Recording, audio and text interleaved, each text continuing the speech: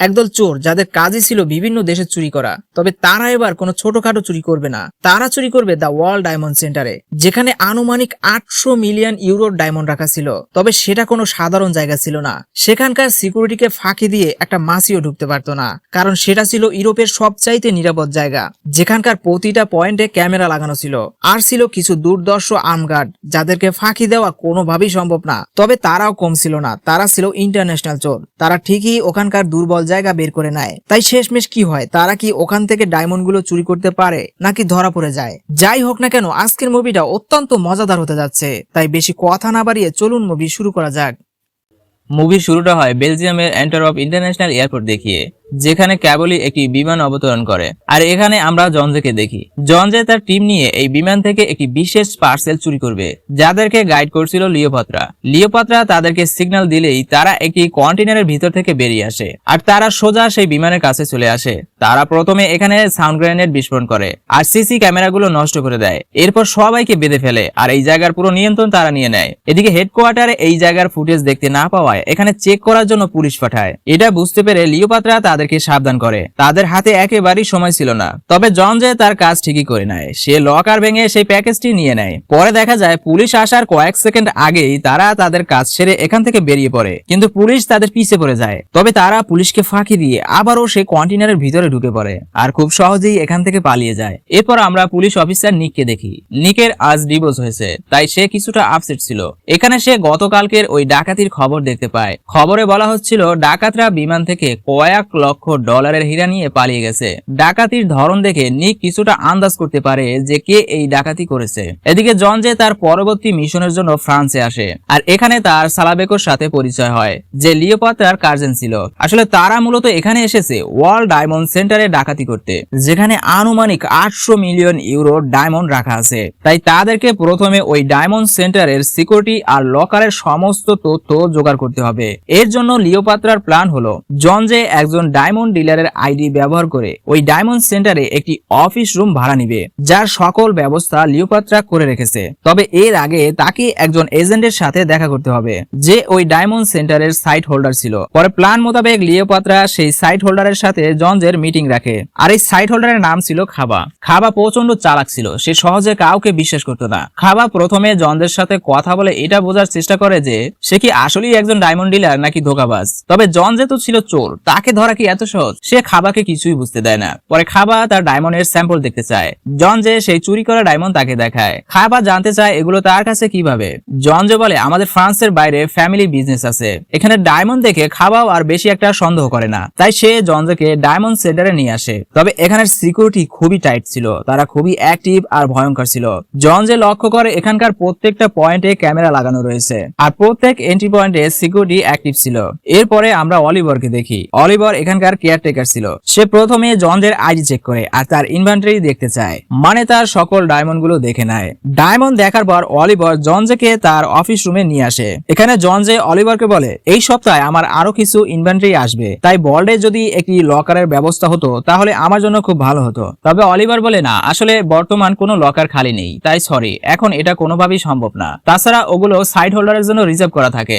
আসলে জনজের প্রধান কাজই ছিল এখানকার ভল্ডে তার জন্য একটি লকার নেওয়া, যাতে করে সে ভল্ডের সমস্ত তথ্য সংগ্রহ করতে পারে, যেটা আর আপাতত হলো না। তবে সে অলিভারকে কিছুই বুঝতে দেয় না। এরপর আমরা বেটরনকে দেখি, দ্য মাফিয়া লিডার। এই হলো বেটরনের ছেলে সাফরান। এই সাফরান ছিল খুবই ভয়ঙ্কর। এই যে কোনো সময় যে কোনো জায়গা থেকে যে কাউকে তুলে আনতে পারে। তার নেটওয়ার্ক ওয়ার্ল্ডের সব জায়গায় ছড়ানো ছিল। আর এখানে আমরা জানতে পারি জনজে যেই বিমান থেকে হীরাগুলো চুরি করেছে সেগুলো মূলত এই মাফিয়া লিডার বেটরনের ছিল। বেটরন তার ছেলে সাফরানকে বলে তাড়াতাড়ি ওদের খুঁজে বের করো। এদিকে জনজে হীরাগুলো খাবার কাছে বিক্রি করে দেয়, যেটা তাদের প্ল্যানেরই অংশ ছিল। এদিকে নিক তার বন্ধুর মাধ্যমে জনজের লোকেশন বুঝে নেয়। এখন সমস্যা হলো নিক আনঅফিশিয়ালি এই কেসের ইনভেস্টিগেশন করতে চায়। তাই জনজে যেহেতু ফ্রান্সে ছিল, তাই তার ওখানকার লোকাল পুলিশের সাহায্য লাগবে। নিকের বন্ধু তাকে জানায় ওখানকার টাস্ক ফোর্স প্যান্টারার কমান্ডার ছিল ইয়োগো ক্যামেন। এখন ইয়োগো ছিল আগে থেকেই নিকের পরিচিত, তবে তার সাথে ইয়োগোর খুব একটা ভালো সুসম্পর্ক ছিল না। কিন্তু এখন ইচ্ছা না থাকা সত্ত্বেও তার ইয়োগোর সাহায্য নিতে হবে। এদিকে লিওপাত্রা তার পুরো টিমের সাথে মিটিং করে। আর এখানে আমরা ড্রাগন, মার্কো আর বুককে দেখি। এখন তারা যেহেতু কোনো ছোটখাটো ডাকাতি করছে না, তারা ডাকাতি করতে যাচ্ছে দ্য ওয়ার্ল্ড ডায়মন্ড সেন্টারে, যেখানে সিকিউরিটিদের ফাঁকি দিয়ে একটি মাছিও ঢুকতে পারবে না। এর জন্য লিওপাত্রা যার যার কাজ বুঝিয়ে দেয়। তবে এই টিমে জনজে ছিল নতুন, তাই মার্কো চায় না জনজে এই টিমের সাথে যুক্ত হোক। কিন্তু লিওপাত্রা যেহেতু এখানকার লিডার ছিল, তাই মার্কোর আপত্তি কোনো কাজে লাগে না। উল্টো লিওপাত্রা ডাকাতির সমস্ত প্ল্যানিং এর দায়িত্ব দেয় জনজেকে, যেটা বুকের কাজ ছিল। এতে বুকও আপত্তি জানায়, তবে সেও পরবর্তীতে লিওপাত্রার কথা মেনে নেয়, কারণ এছাড়া তাদের আর কোনো রাস্তা ছিল না। ওদিকে নিক ফ্রান্সে চলে আসে আর সে ইয়োগোর সাথে দেখা করে। আর এখানে আমরা বুঝতে পারি ইয়োগো গত 10 বছর ধরে লিওপাত্রা আর তার টিমকে ধরার চেষ্টায় আছে, তবে সে কোনোভাবেই তাদেরকে ধরতে পারছে না, কারণ লিওপাত্রার পুরো ফ্যামিলি এই কাজের সাথে যুক্ত আছে। আর তারা তাদের কাজ এতটাই নিখুঁতভাবে করে যে তাদেরকে ধরা অসম্ভব হয়ে যায়, কারণ তারা কোনো প্রকার প্রমাণ রাখে না। নিক তাদেরকে ডায়মন্ড সেন্টারের সিসিটিভি ফুটেজের ব্যবস্থা করে দিতে বলেছিল, তাই ইয়োগো সেই দিনের ফুটেজ দেখায় যেই দিনের ফুটেজ নিক চেয়েছিল। আর ফুটেজ চেক করলে নিক ফুটেজে জনজেকে দেখতে পায়। ইয়োগো বলে ওই কি তোমার সাসপেক্ট, তবে নিক এড়িয়ে যায়। নিক বলে না, আমি যাকে খুঁজছি ও সে না। আসলে নিক ইয়োগোকে কিছুই বুঝতে দেয় না। এদিকে জনজে ডায়মন্ড সেন্টারের সিকিউরিটিদের সাথে একটি ভালো সম্পর্ক করে নেয়। আর এখানে লিওপাত্রা কৌশলে একজন সিকিউরিটির মোবাইলে একটি সফটওয়্যার আপলোড করে দেয়, যার মাধ্যমে তারা তার মোবাইলের অ্যাক্সেস নিয়ে নেয়। এতে করে তারা মোবাইলের ক্যামেরা দিয়ে তাদের উপর নজর রাখতে পারবে। পরে জনজে তার বাসায় আসলে তার রুমে নিককে দেখতে পায়। নিককে দেখে জনজে প্রচন্ড ঘাবড়ে যায়। আসলে জনজে আর নিক তারা একে অপরকে আগে থেকেই চিনত। জনজে ভালো করেই জানতো নিক কতটা মতলবাজ ছিল। সে একবার যেটা ভেবে নেয় সে সেটা অবশ্যই করবে, তাই জনজে তার সেফটির জন্য তার বন্দুক বের করে নেয়। তবে নিক খুব সহজেই তার কাছ থেকে তার বন্দুক নিয়ে নেয়। আর নিক ভালো করেই জানতো তারা এখানে ওয়ার্ল্ড ডায়মন্ড সেন্টারে ডাকাতি করতে এসেছে। নিক জনজের সাথে অনেকটা ফ্রেন্ডলি কথা বলে, আর সে জনজের বন্দুক জনজেকে ফিরিয়ে দেয়। তাকে বলে তারা যখন ডাকাতি করবে তখন সেও তাদের সাথে থাকবে। তবে জনজে এতে রাজি হয় না। তখন নিক তাকে ওয়ার্নিং দেয় আর বাকি টিম মেম্বারের সাথে মিটিং এর ব্যবস্থা করতে বলে। মানে এখন জনজের ইচ্ছা থাকুক বা না থাকুক, নিকের কথা শুনতে হবে। জনজে লিওপাত্রার সাথে নিকের মিটিং এর ব্যবস্থা করে দেয়। টিমের বাকি সবাই দূর থেকে নিকের উপর নজর রাখছিল। তবে এখানে নিকের কথাবার্তা আর অ্যাটিটিউড দেখে লিওপাত্রার তাকে পছন্দ হয়। সে তার সাথে কাজ করতে রাজি হয়। তবে টিমের বাকি সবাই রাজি হয় না, কারণ নিক একজন পুলিশ অফিসার ছিল। মার্কো তো একেবারেই রাজি ছিল না। তখন সালাবেকে বলে ঠিক আছে, আজ রাত ওকে পার্টিতে ডাকো, ওখানেই দেখা যাবে ওর দৌড় কোন পর্যন্ত।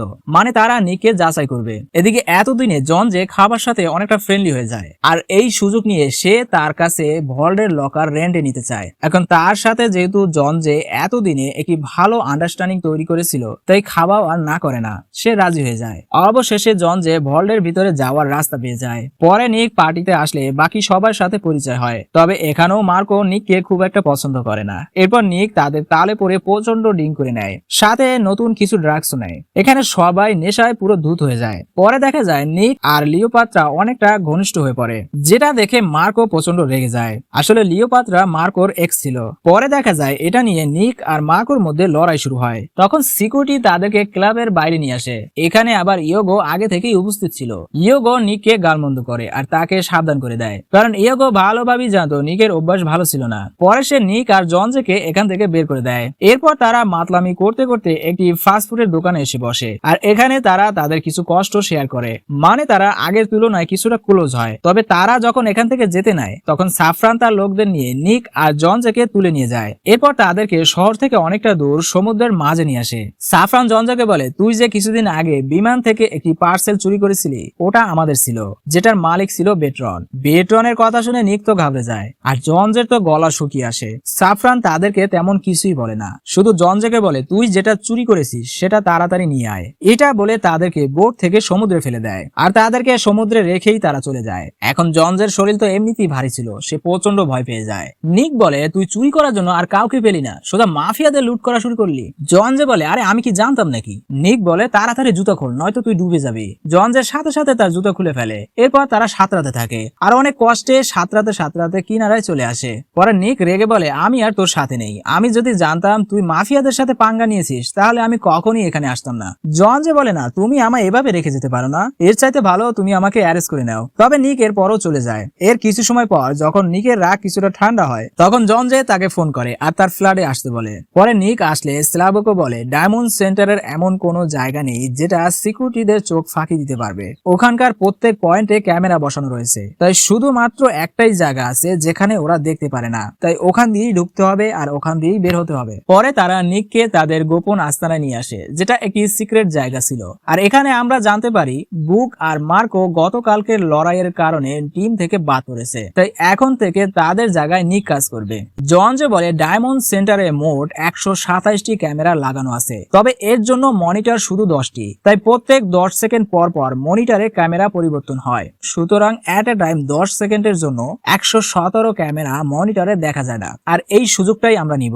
আমরা তখনই ওখানে ঢুকবো যখন ক্যামেরা মনিটরে দেখাবে না। নিক প্রশ্ন করে তখন মনিটরে ক্যামেরা শো না করলেও সেগুলো তো রেকর্ড হয়, সেটার কি করবে? ক্লিওপাত্রা বলে না, ওখানকার ক্যামেরা কিছুই রেকর্ড করে না, শুধুমাত্র রিয়েল টাইম দেখায়। জন যে বলে আমাদের বড় সমস্যা হলো ভল্টের ভিতরে যাওয়া। আমি অনেক চেষ্টা করেছি ওখানে যাওয়ার জন্য, কিন্তু কোনো লাভ হয়নি। ক্লিওপাত্রা বলে কারণ ভল্টের ভিতরে শুধু কেয়ারটেকার, সাইড হোল্ডার আর প্রাইভেট সিকিউরিটি যেতে পারে, তবে সেও আবার পুলিশ হতে হবে, তাই এটা তোমাকে করতে হবে। নিক বলে ঠিক আছে, কখন করতে হবে? ক্লিওপাত্রা বলে এখনই। জন যে বলে এখন মানে এখনই, কারণ আমাদের হাতের সময় খুবই কম। পরে দেখা যায় জন যে নিককে তার পার্সোনাল সিকিউরিটি সাজিয়ে অলিভারের সাথে পরিচয় করায়। অলিভার নিকের আইডি চেক করে নেয়। এরপর জন যে খাবার সাথেও নিককে পরিচয় করিয়ে দেয়। জন যে বলে নিক আমার ইনভেন্টরি ডিপোজিট করতে তোমার সাথে যাবে। খাবার বলে ঠিক আছে, আগামীকাল সকাল 8টায়, কারণ আমি সারাদিন খুব বিজি থাকবো। নিক বলে ঠিক আছে, কোনো সমস্যা নেই, আমি চলে আসবো। এরপর ক্লিওপাত্রা নিককে এমন একটি স্যুট দেয় যেটা সব ডিরেকশনে শুট করতে পারে, মানে এই স্যুটে অনেকগুলো ক্যামেরা বসানো ছিল।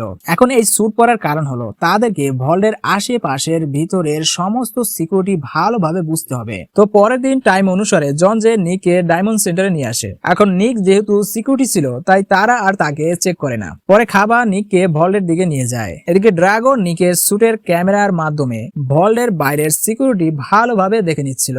পরে খাবার নিককে ভল্টের ভিতরে নিয়ে আসে। খাবার জঞ্জের হীরাগুলো তার লকারে রাখার সময় নিক লক্ষ্য করে তার লকারেই সাফরানের সেই ডায়মন্ডটি রাখা ছিল। ওদিকে ড্রাগন এখানকার সিকিউরিটি দেখে কিছুটা ঘাবড়ে যায়। সে বলে ওখানে লাগানো থার্মাল মোশন আর মন সেন্সর আর ভল্টের লকারের ব্যবস্থা তো করা যাবে, কিন্তু বড় সমস্যা হলো ভল্টের আগের ক্যামেরাটি, যেটা অনেক উপরে লাগানো রয়েছে, আর ওটাকে কাভার করা অসম্ভব। ক্লিওপাত্রা বলে তাহলে আমরা যদি আমাদের কাভার করে নিই। ড্রাগন বলে এর জন্য বিশেষ প্রস্তুতি নিতে হবে। ওদিকে মার্কো আর বুক কিছু গ্যাংস্টারকে ভাড়া করে, আর তারা একটি বড়সড় হামলার প্রস্তুতি নিচ্ছিল। এদিকে সময়টা ছিল ওয়ার্ল্ড কাপের, তাই সবার নজর ছিল ম্যাচের দিকে। অলিভার যে 24 ঘন্টায় ডায়মন্ড সেন্টারে থাকে, সে আজ ম্যাচ দেখার জন্য সেন্টার থেকে বের হয়। অলিভার বের হওয়ার সাথে সাথে ক্লিওপাত্রা সালাবেকোকে সিগন্যাল দেয়। সালাবেকো বাকি সবাইকে নিয়ে রেডি হয়। তারা সকল প্রস্তুতি নিয়ে ডায়মন্ড সেন্টারের উদ্দেশ্যে বেরিয়ে পড়ে। তারা প্রথমে অলিভারের ফেস ব্যবহার করে ডায়মন্ড সেন্টারের পাশের বিল্ডিং এ প্রবেশ করে, আর তাদের গাড়ির গ্লাসের সামনে রিফ্লেকশন করে এমন একটি স্টিকার লাগিয়ে দেয়। আর তাদের গাড়ি এমন পজিশনে পার্ক করে যে স্টিকারের রিফ্লেকশনের কারণে ক্যামেরায় কিছুই দেখা যায় না। যেহেতু ম্যাচ চলছিল, তাই গার্ডও তেমন একটা গুরুত্ব দেয় না। পরে ড্রাগন খুব সাবধানে ছাদের দরজা লক খুলে ফেলে, আর এক ধরনের বিশেষ লোহার হুক ব্যবহার করে তারা এক এক করে সবাই ডায়মন্ড সেন্টারের ছাদে চলে আসে। এই বিল্ডিং এর শুধু ছাদেই ক্যামেরা ছিল না, এদিকে ক্লিওপাত্রা তাদেরকে গাইড করছিল কখন মনিটরে ক্যামেরা পরিবর্তন হচ্ছে, কোথা দিয়ে যেতে হবে, কখন থামতে হবে, কখন যেতে হবে। এই সবকিছুই ক্লিওপাত্রা ডায়মন্ড সেন্টারের সিস্টেম হ্যাক করে তাদেরকে বলে দিচ্ছিল। এখানে তারা 100 সেকেন্ডের মধ্যে লিফটের রাস্তা দিয়ে নিচে নামে, যেটা খুবই রিস্কি ছিল। এরপর তারা কনস্ট্যান্ট থেরাত নামক একটি ফাংশন ব্যবহার করে ক্যামেরার সামনে দিয়ে চলে যায়, অথচ ক্যামেরায় কিছুই দেখা যায় না। আসলে এই জিনিসটা কি ছিল আমি খুব একটা ভালো করে বুঝতে পারিনি। পরে তারা থার্মাল মোশন কভার করে একটি আইসক্রিমের বক্স দিয়ে, আর ভল্টের লকার খুলে এক ধরনের বিশেষ ডিভাইস দিয়ে, আর অ্যালার্ম যাতে না বাজে তাই ড্রাগন যেটা করে সে সেন্সর এমন ভাবে খুলে ফেলে যে ভল্ট খোলা হয়েছে কি না সেন্সর কিছুই বুঝতে পারে না। আর ফাইনালি তারা ভল্ট খুলে ফেলে। তারা ভল্টের ভিতরে এসে প্রত্যেকটা লকার খুলতে থাকে, আর প্রতিটা লকারে নগদ টাকা, হীরা, মতি, গোল্ড, মানে পুরোই জ্যাকপট। তবে ওদিকে ম্যাচ ভালো না হওয়ায় অলিভার ম্যাচ শেষ না করেই চলে আসে। এটা দেখে ক্লিওপাত্রা তাদেরকে সাবধান করে আর তাড়াতাড়ি ওখান থেকে বেরিয়ে আসতে বলে। তবে জন যে এখনো সাফরানের সেই ডায়মন্ডটি পায়নি। বাকি সবাই তাড়াতাড়ি এখান থেকে যতটুকু পারে ব্যাগে ভরে নেয়। জন যে সেই ডায়মন্ডটি খুঁজতে থাকে। নিক তাকে খোঁজা বাদ দিয়ে তাড়াতাড়ি বের হতে বলে। জন যে তারপরও খুঁজতে থাকে, আর অবশেষে সে সেই ডায়মন্ডটি পেয়ে যায়। ওদিকে অলিভার ভিতরে চলে আসে। ভিতরে আসলে তার কিছু একটা সন্দেহ হয়, তবে সৌভাগ্যবশত অলিভার বলের দিকে যায় না, সে সোজা তার রুমে চলে যায়। আর এদিকে বাকি সবাই লিফটের পাশেই লুকিয়েছিল। পরে তারা এক এক করে আবারও সেই লিফটের রাস্তা দিয়ে উপরে চলে আসে, তবে এটা খুব কষ্টকর ছিল। পরে তারা আবারও সেই রডের হুক ব্যবহার করে পাশের বিল্ডিং এর ছাদে চলে যায়, কিন্তু নিক যাওয়ার সময় হুকের একটি অংশ খুলে যায় আর নিচে পড়ে যায়। নিক এখানে এখানে একটুর জন্য বেঁচে যায়। তবে রডটি নিচে পড়ায় সিকিউরিটির সবাই অ্যালার্ট হয়ে যায়। এটা চেক করার জন্য একজন গার্ড ছাদের দিকে যায়। এদিকে নিক অনেক কষ্টে উপরে উঠে আসে। সে তার ব্যাগ তাদেরকে দিয়ে দেয় আর তাদেরকে এখান থেকে চলে যেতে বলে। এখানে নিক মহা বিপদে পড়ে যায়। তবে সে হাল ছাড়ে না, সে সিঁড়ি দিয়ে নিচে নামতে থাকে। ওদিকে সেই গার্ডও সিঁড়ি দিয়েই উপরে আসতেছিল।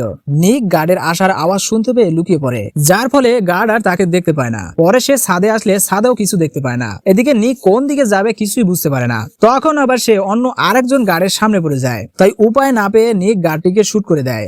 গুলির আওয়াজ শুনতে পেয়ে বাকি গার্ডরা অ্যালার্ম বাজিয়ে দেয়। ওদিকে জঞ্জে আর বাকিরা তাদের গাড়ির কাছে চলে আসে। এদিকে নিক গার্ডটিকে শুট করলেও তার কিছুই হয় না, কারণ গার্ডটি বুলেট প্রুফ জ্যাকেট পরা ছিল। নিক তাকে শুট করায় তাকে সরি বলে আর তার কাছ থেকে তার বন্দুক সরিয়ে ফেলে। ওদিকে সেই গার্ডটিও তার দিকেই আসতেছিল। নিক কোনোভাবে একটি দরজা ভেঙে দ্বিতীয় ফ্লোরের ব্যালকনিতে চলে আসে আর লিওপাত্রাকে তার লোকেশন বলে দেয়। পরে জঞ্জে তাকে নেওয়ার জন্য চলে আসে। নিক এই যাত্রায় কোনোভাবে বেঁচে যায়। তবে সিকিউরিটি তাদের গাড়ি দেখে ফেলে আর সকল পুলিশ স্টেশনে তাদের গাড়ির মডেল, কালার এবং গাড়ির নাম্বার বলে দেয়, যার ফলে সবাই তাদের গাড়ি খুঁজতে থাকে। কিন্তু তারা যেটা করে, তারা প্রথমে লিওপাত্রার কাছে লুট করা জুয়েলারির বড় একটি অংশ দিয়ে দেয়। এরপর তারা দুটো টিম হয়, লিওপাত্রা ড্রাগন একটি টিম আর নিক জঞ্জে সালাবেকো একটি টিম হয়। পরে তারা তাদের গাড়ির কালার চেঞ্জ করে ফেলে। আসলে তারা তাদের গাড়িতে হোয়াইট প্রিন্টের স্টিকার লাগিয়েছিল।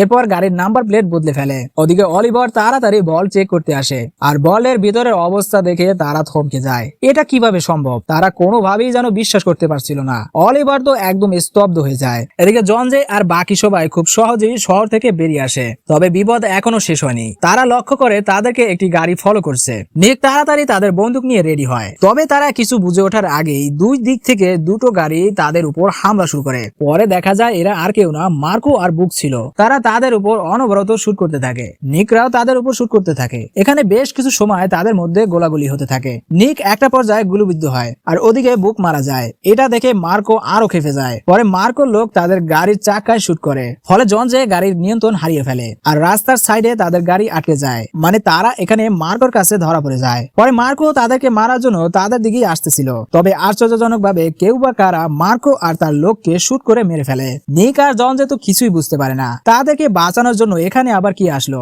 পরে নিক গাড়ি থেকে বের হলে বুঝতে পারে তাদেরকে আর কেউ না, বরং সাফরান বাঁচিয়েছে। এরপর জঞ্জে সেই ডায়মন্ডটি সাফরানকে ফিরিয়ে দেয় আর সাফরানও ডায়মন্ড পেয়ে তাদেরকে আর কিছুই করে না, বরং উল্টো তাদেরকে এখান থেকে যাওয়ার জন্য একটি গাড়ির ব্যবস্থা করে দেয়। পরে সালাবেকো জানতে চায় ওই লোকটা কে ছিল। নিক বলে আমায় না বলে ওর কাছে জিজ্ঞাসা করো। এর কিছুদিন পর তারা লিওপাত্রার কাছে আসে, যেখানে লিওপাত্রার বাবাও ছিল। মূলত এই সবকিছুর মাস্টার মাইন্ডই ছিল লিওপাত্রার বাবা। এখানে লুট করা সবকিছুর হিসাব করা হচ্ছিল।